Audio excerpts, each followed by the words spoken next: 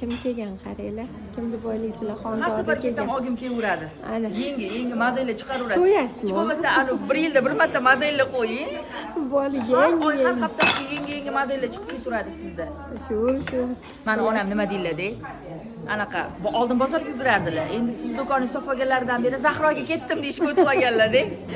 Nimaga bozorga bormaysizmi? Bormaylar. Yo'q, men Zahrodan arzonga olaman deydilar.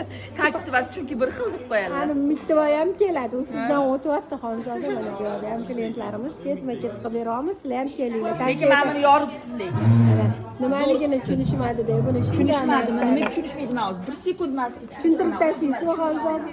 Ana.